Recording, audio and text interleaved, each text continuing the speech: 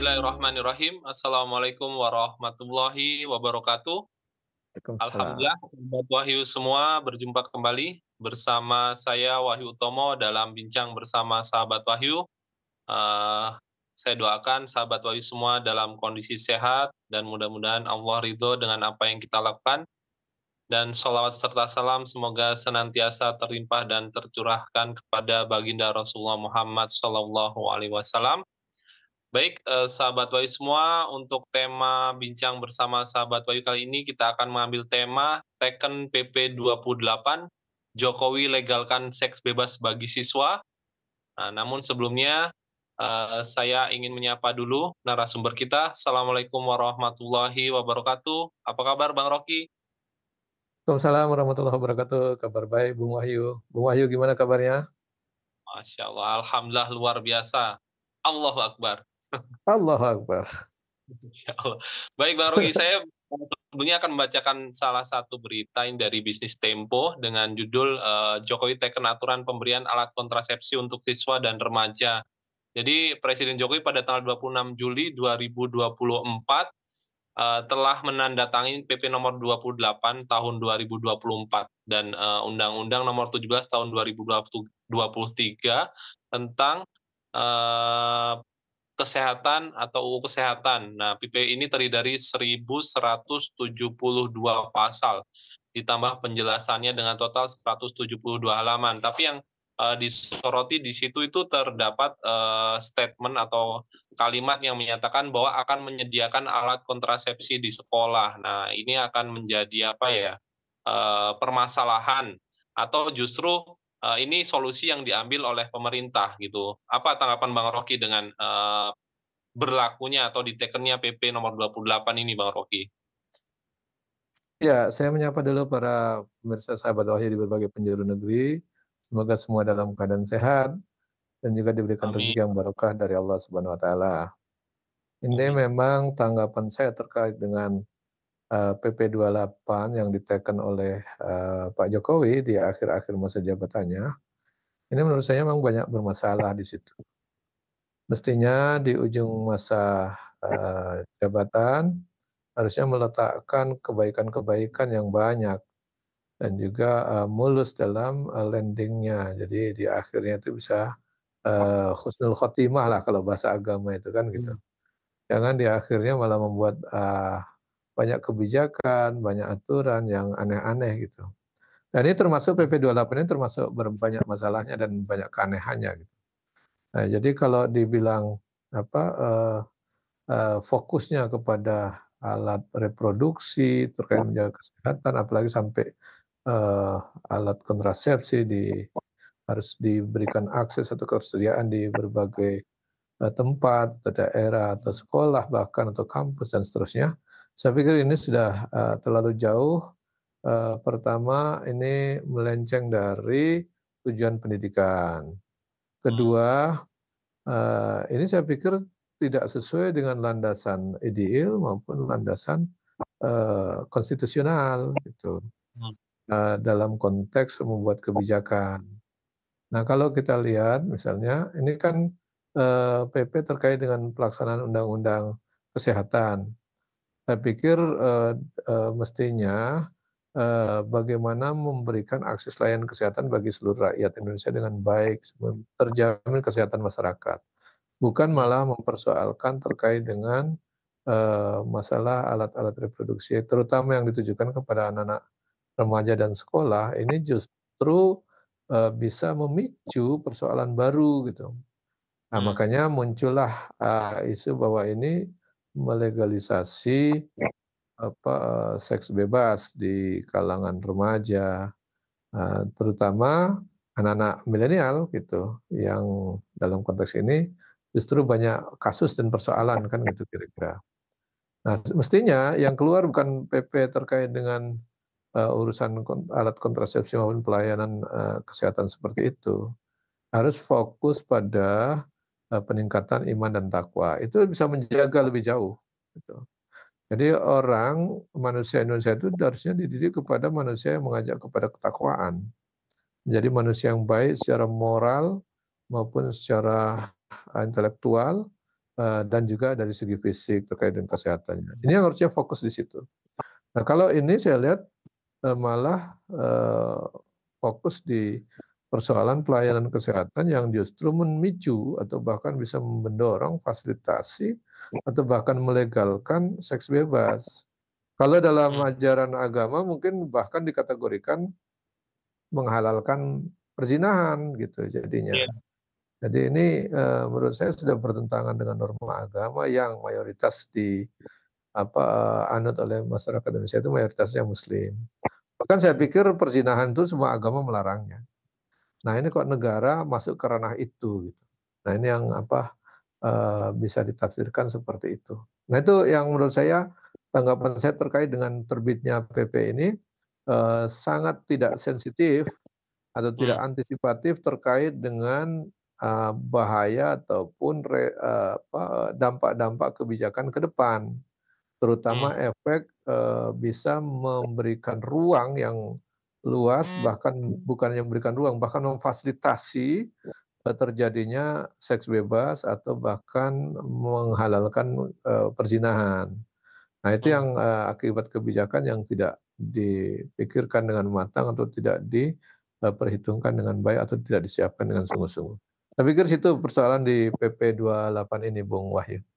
Baik, begini Bang Rocky, ada pihak yang mengatakan bahwa apa, tujuan, berlakunya PP ini untuk menekan, angka aborsi dan kehamilan di luar nikah, gitu kan. Tapi di situ sisi juga banyak masyarakat menilai bahwa ini adalah, ketidakbejusan pemerintah dalam, apa ya, melindungi masyarakat, sehingga mengambil jalan pintas dengan, memperbolehkannya, pemberian alat kontrasepsi ini, gitu. Bagaimana tanggapan Bang Rocky dengan dua pendapat yang saling bertentangan ini? Yang satu, ya boleh saja karena untuk menekan, banyaknya kehamilan di luar nikah dan aborsi, tapi di satu sisi juga bahwa ini membuktikan bahwa negara itu ingin mengambil jalan pintas saja, yang penting tidak terjadi, kehamilan di luar nikah dan untuk mengurangi angka aborsi itu, Bang Rocky. Ya, ini jadi cara berpikir para pengambil kebijakan negara itu yang hanya berpikir pendek atau, sifatnya insidental atau sifatnya hanya membahas persoalan faktual. Ibaratnya nunggu rumah kebakar baru datang pemadam, bukan mencegah supaya terjadi kebakaran. Mmm, Sama dengan, korupsi, tunggu orang korupsi dulu baru ditindak, tidak melakukan pencegahan dini. Sama dengan tadi kalau dibilang, mencegah terjadinya korban aborsi dan seterusnya. Itu sama dengan nunggu terjadinya, bencana alam, misalnya tunggu tsunami terjadi baru dia tangani. Tidak mhm, mempersiapkan bagaimana supaya antisipasi jauh hari supaya tidak terjadi banyak korban gitu kira-kira. Jadi persoalan seriusnya di sini adalah bagaimana cara berpikir yang antisipatif. mmm, Jadi kalau tadi anak-anak itu tidak melakukan anak-anak remaja tidak melakukan hubungan seks, di luar nikah atau seks bebas tadi, tentu tidak akan ada aborsi kan kira-kira gitu. iya, Makanya kalau orang menikah itu kan yang ditunggu-tunggu punya anak gitu, mmm, bukan malah mengaborsi. Nah ini kan berarti ada persoalan serius di situ. Nah karena memfasilitasi supaya tidak terjadi aborsi, supaya tidak terjadi kehamilan di luar nikah, malah dikasih alatnya.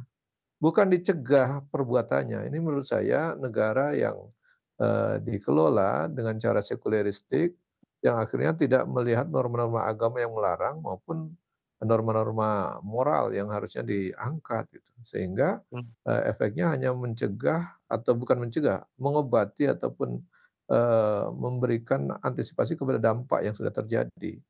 Jadi kalau orang terjadi hubungan nanti terjadi kehamilan, supaya tidak digugurkan atau tidak terjadi kehamilan tetapi melakukan hubungan, akhirnya disiapkan alat-alatnya gitu. Ini saya pikir justru memfasilitasi terjadinya seks bebas, atau bahkan memfasilitasi terjadinya, perzinahan. Nah ini, memang harus belajar agama kalau gini, boleh nggak agama mana yang membolehkan perzinahan itu atau seks bebas? Kan nggak ada. Atau kalau memang pengelola negara ini, yang suka teriak mengakunya Pancasilais, itu kira-kira sesuai sila keberapa itu supaya memfasilitasi orang berzina atau orang melakukan seks bebas itu sesuai sila yang mana gitu? Nah, saya pikir ini juga landasan cara berpikir yang menurut saya ya sekuleristik tadi, sehingga berdampak kepada kebijakan yang memang ya kalau boleh dibilang berkualitas rendah kebijakannya. Dan cara berpikirnya juga cara berpikir yang, sifatnya hanya, memadamkan api, bukan mencegah terjadinya kebakaran. Nah ini yang perlu harusnya diperbaiki ya, bahkan mungkin harus direvisi ulang atau diperbaiki, jangan sampai melakukan tindakan-tindakan seperti itu. Efeknya besar itu Bung Wahyu, kalau terjadi perzinahan terang-terangan di muka bumi, bahkan negara memfasilitasi, ini sama dengan, menghalalkan untuk terjadinya bencana. Jadi, bisa, datang berbagai bencana. Jadi, kalau dibilang zaharul fasadu fil barri wal bahri atau, terjadinya kerusakan di muka bumi, di darat dan laut, ini memang akibat ulah tangan-tangan manusia yang tidak mau lagi diatur dengan aturan Allah atau melanggar norma-norma agama, bahkan memfasilitasi orang yang melanggar norma agama. Berzina itu pasti melanggar norma agama, entah agama apapun. Tetapi kenapa harus difasilitasi dengan memberikan alat-alat kontrasepsi? Bukan Mhm, dilarang terjadinya, perzinahan atau free sex atau seks bebas, apalagi di kalangan anak-anak pelajar. Coba Bung Wahyu bayangkan, anak-anak kita semestinya iya, yang difasilitasi itu adalah bagaimana mereka mengembangkan diri, mengembangkan intelektualitas mereka, ya supaya bisa menjadi generasi yang cerdas, generasi yang hebat, melahirkan penemuan-penemuan baru, melahirkan penelitian-penelitian baru, konsep-konsep baru. Kalau yang difasilitasi alat-alat reproduksi, mereka menemukan reproduksi yang baru itu, melahirkan mhm, anak-anak baru yang di luar nikah. Ini kan cara berpikir yang ngawur kalau menurut saya ini. Jadi ini kebijakan ngawur, tidak dipikirkan antisipasi atau memang sengaja ingin merusak generasi, ke depan kita yang harusnya anak-anak muda ini bisa berpikir lebih jernih, waktu yang digunakan untuk belajar, nanti waktunya digunakan untuk pacaran, waktunya digunakan untuk berhubungan seks bebas, nah kemari habis waktunya, mhm. tidak untuk menghasilkan kebaikan, penemuan-penemuan baru bagi bangsa ini. Yang dihasilkan adalah, tadi penyakit, seksualitas, perusakan moral dan seterusnya, malah difasilitasi. Saya pikir ini kebijakan yang betul-betul, ngawur. Gitu Bung Wahyu. Artinya memang dampaknya ini sangat mengkhawatirkan ya Bang Roky, jika kita lihat misalkan, di pasal 103 ayat 1 dari PP 28 ini bahwa, ayat 1 menyatakan bahwa upaya kesehatan sistem reproduksi usia sekolah dan remaja paling sedikit berupa pemberian komunikasi, informasi, dan edukasi serta pelayanan kesehatan reproduksi. Artinya dampaknya ini ke siapa saja Bang Roky? Apakah memang hanya kepada remaja ini, atau bahkan sebenarnya negara ketika melakukan, kebijakan ini diberlakukan juga negara akan mengalami kerugian yang sangat besar gitu kan. Yang pertama, kerugian secara, modal sosial atau social cost-nya tinggi. Bahwa kalau dibilang tadi, bagi siapa saja atau barang siapa saja bisa difasilitasi, berarti kan negara punya kewajiban untuk memfasilitasinya, baik anak-anak yang usia sekolah maupun anak remaja, termasuk orang-orang yang tidak berusia remaja, bahkan bisa difasilitasi, mendapatkan akses, mendapatkan alat-alat itu, alat kontrasepsi dan seterusnya. Ini, menunjukkan negara bukan mencegah, tapi memfasilitasi. Nah itu yang pertama. Yang kedua, kerugian bagi negara adalah generasi-generasi ke depan, dia difasilitasi bukan untuk mengembangkan diri, bukan untuk mempersiapkan masa depan, tapi justru untuk, terjadi pergaulan bebas atau seks bebas bahkan, atau bahkan perzinahan yang tentu sangat dilarang oleh agama. Dan itu menimbulkan dosa besar dan bisa, memancing terjadinya musibah atau bencana alam dan seterusnya. Jadi ini saya pikir kerugian yang sangat besar bagi negeri ini, bukan hanya kerugian kerusakan moral, tapi bisa mengundang bencana yang kerugiannya akan jauh lebih besar lagi. Mmm, Jadi, nggak usah berbangga-bangga membangun jalan tol, membangun infrastruktur, kalau moralnya rusak, kemudian moral yang rusak terjadi perzinahan dan seterusnya itu memancing terjadinya bencana. muncullah banjir, muncullah bencana alam, gempa bumi, muncullah longsor dan seterusnya. Ah, Enggak begitu lama hasil bangunan yang dibangun gaya-gayaan, megah-megahan, bahkan dengan hutang itu runtuh dengan sekejap. Kalau Allah sudah murka terhadap, negeri ini dan penduduknya. Oleh karena itu harusnya jauh-jauh hari diantisipasi, supaya menciptakan generasi yang bertakwa, yang produktif gitu. Jadi energi, tenaganya, waktunya itu digunakan untuk belajar, mempersiapkan masa depan bangsa ini, mencari pengetahuan-pengetahuan baru, menemukan kreativitas baru yang bisa menciptakan kebaikan bagi negeri ini. Bukan justru difasilitasi dengan kontrasepsi, alat-alat itu untuk free sex atau bergaul bebas, dan akhirnya energi dan waktunya untuk urusan itu saja. Dan itu merugikan bangsa dan negara ini ke depan. Masa depannya akan, semakin suram, bahkan bukan sekedar suram dari, kreativitas, tetapi ancaman terhadap bencana juga mengintai kita. Saya pikir itu bahaya yang jauh lebih besar yang harusnya dipertimbangkan dan dipikirkan oleh para pembuat kebijakan di negeri ini. Baik, kemudian begini Bang Rocky, kira-kira apa yang harusnya dilakukan masyarakat dan para aktivis, terkait ya kita ketahui tidak hanya ini ya, banyak sekali kebijakan-kebijakan yang mungkin kalau anak-anak sekarang bilangnya konyol ya, terus saja Mhm. digaungkan gitu kan, dari mulai tapera lah yang memberatkan masyarakat, sekarang justru yang lebih konyol lagi ketika siswa diberikan, alat kontrasepsi. Nah, ini apa, kira-kira apa yang harus, dilakukan masyarakat dan aktivis-aktivis, di Indonesia, Bang Rocky, dengan diberlakukannya PP nomor 28 ini, Bang Rocky? Ya harusnya para aktivis yang berpikir ke depan merasa perlu untuk mengkritisi, kemudian menyampaikan pandangan-pandangannya, mengkritik kebijakan tersebut, menasihati penguasa, menggunakan akses-akses yang ada untuk melakukan perubahan, kebijakan itu agar tidak dilanjutkan, atau bahkan melakukan JR atau judicial review ke Mahkamah Agung. Ini Mahkamah Agung MA ya, bukan, diplesetkan Ya, oleh sebagian orang Mahkamah Adik, itu enggak tepat tuh. Ini Mahkamah Agung karena ini bukan undang-undang, kalau undang-undang kan bisa di-JR ke MK, kalau ini di judicial review-nya ke Mahkamah Agung. Saya pikir PP ini perlu diuji kembali, uji material atau diuji di-JR, diajukan oleh aktivis maupun oleh para, pemuda yang merasa, terganggu ataupun merasa dirugikan terhadap kebijakan tersebut. Nah, saya pikir ini perlu dilakukan. Sisi lain, dakwah menyadarkan umat, menyadarkan masyarakat bahwa kebijakan ini buruk, kemudian, mengancam masa depan negeri ini, terutama, menjerumuskan para pemuda dan pemudi kita, remaja kita, siswa kita, untuk menghabiskan waktu bukan untuk belajar, mempersiapkan masa depan, ini harus diluruskan. Kedua, juga antisipasi supaya tidak terjadi merebak perzinahan semakin meluas, dengan bahkan difasilitasi oleh negara, yang itu bisa memancing atau mengundang bencana yang akan datang. Saya pikir ini juga harus disosialisasikan terus, atau bahasanya melakukan edukasi kepada masyarakat, atau bahasa agamanya dakwah. Nah, ini yang penting untuk kita sampaikan.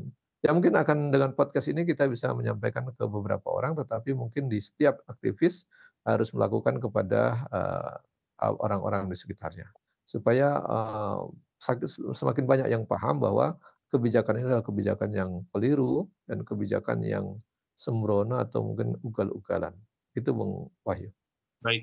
Baik, pertanyaan terakhir, Bang Rocky, sebenarnya apakah dalam sistem, pemerintahan Islam juga pernah terjadi kebijakan seperti ini untuk menanggulangi, misalnya perzinahan, banyaknya hamil di luar nikah? Atau justru ada memang, sistem yang merancang, agar memang hal-hal tersebut, perzinahan ini tidak terjadi gitu, bisa dicegah, Bang Rocky?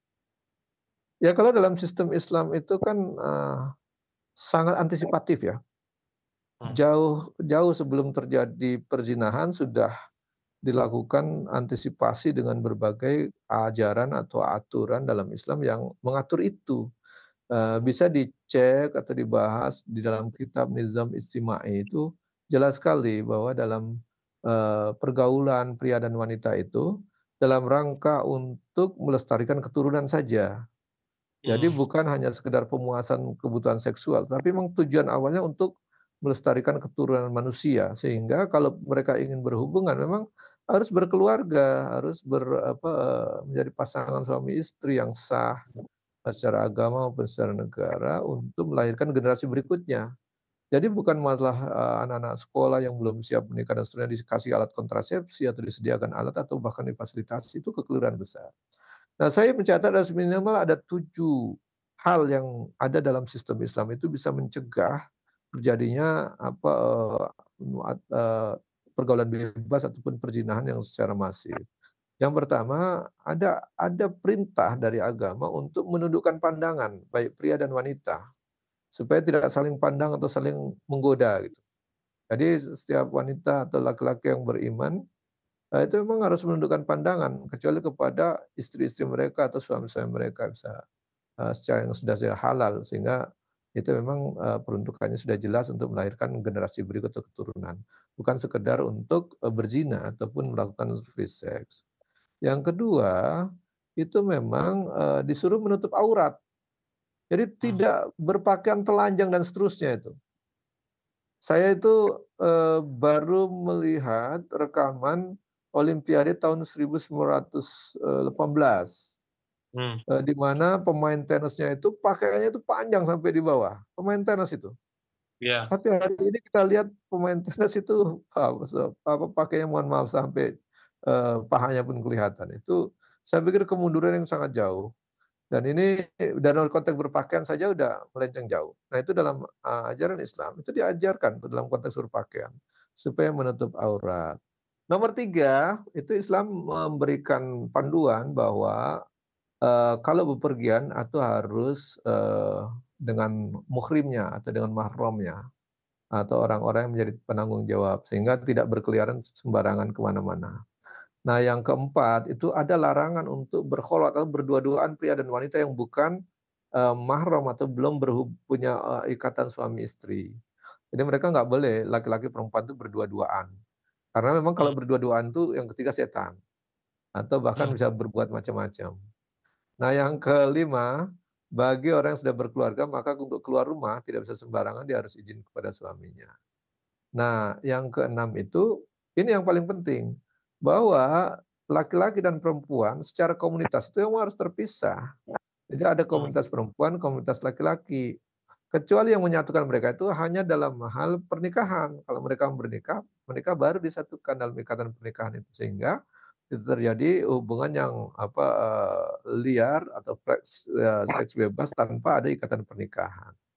Nah, yang ketujuh, memang dalam pria dan wanita dalam Islam itu diberikan ruang untuk bisa kerjasama dalam hal muamalah saja, tapi tidak mmm, dalam rangka bergaul bebas. Sehingga kalau mereka bertemu hanya ada, uzur syar'i yang diberikan izin oleh syara, yaitu misalnya dalam berdagang, menuntut ilmu, dan seterusnya. Selebihnya tidak boleh pergi sembarangan untuk berdua-duaan dan berkholwat tadi. Nah, itulah antisipasi dalam sistem Islam. Sehingga dalam Islam itu praktis, tidak kita temukan terjadinya seks bebas, tidak kita temukan liar gitu, secara masif di tengah-tengah masyarakat, terjadinya perzinahan secara bebas. Nah, apalagi mau difasilitasi seperti sekarang gitu, mmm. di fasilitas alat-alat dan seterusnya. Saya pikir ini yang, membuat antisipasi terhadap, persoalan-persoalan, sosial maupun persoalan-persoalan yang lainnya. Begitu Bung Wahyu. Baik baik. Sebenarnya Islam punya sistem yang mengatur artinya pergaulan, laki-laki dan perempuan agar terhindar ya, justru pencegahan yang, sangat penting ini dilakukan oleh Islam. Namun, sayangnya negara ini tidak merujuk kepada Islam, Bang Rocky. Justru apa yang dilakukan, ataupun kebijakan-kebijakan yang diambil justru berkiblat ke barat. Misalkan pemberian alat kontrasepsi ini kan bisa jadi, pemerintah lebih, merujuk kepada, aturan-aturan yang memang sudah berlaku di barat. Baik Bang Rocky, terkait tema kita Teken PP 28, Jokowi legalkan seks bebas bagi siswa, sepertinya sebelum kita tutup, kami ingin mendengarkan closing statement dari Bang Rocky. Silakan Bang Rocky. Jadi, ditekennya PP 28 ini, tahun 2024 ini, memberikan suatu ruang yang lebih luas bagi para generasi muda untuk bisa bergaul secara bebas, bahkan terjadinya hubungan, seks bebas, atau bahkan terjadi perzinahan, tidak saja dengan PP ini terdapat ruang yang cukup, bahkan negara memfasilitasi dengan memberikan akses alat-alat kontrasepsi dan seterusnya. Yang artinya apa? Negara justru memfasilitasi bahkan melegalkan terjadinya, hubungan bebas seks atau seks bebas, dan juga bahkan bisa dikategorikan negara memberikan ruang dan melegalkan terjadinya perzinahan yang semakin masif. Dan ini sangat berbahaya bagi kehidupan ke depan, karena waktu generasi muda kita habis untuk persoalan-persoalan seperti itu, tidak produktif dan tidak menghasilkan, hal-hal yang, baik bagi masa depan mereka. Dan yang bahaya lagi adalah, bila perzinahan itu dibuat semakin bebas dan masif ke mana-mana, maka bisa mengundang bencana dari Allah Subhanahu wa taala, sehingga negeri ini terancam kena bencana terus-menerus, baik itu banjir, gunung meletus, gempa bumi, longsor dan seterusnya. Jadi semoga kita bisa memberikan nasihat kepada penguasa dan juga, berhentilah terjadinya perzinahan maupun legalitas free seks bebas di, negeri ini. Begitu Bung Wahyu. Baik, masya Allah, mudah-mudahan, apa ya, pemerintah bisa, mulai, belajar bagaimana Islam, menerapkan sistem pergaulan pria dan wanita agar perzinahan ataupun, perkawinan di luar nikah, aborsi, kehamilan di luar nikah itu bisa dicegah. Baik, Bang Roky, terima kasih banyak atas waktunya. Mudah-mudahan kita semua sehat, dan kepada sahabat Wahyu, saya ucapkan terima kasih juga, jazakumullah khairan kasiran atas waktunya. Berjumpa lagi insya Allah di sesi atau tema yang insya Allah lebih menarik lagi. Saya undur diri, dan Assalamualaikum warahmatullahi wabarakatuh.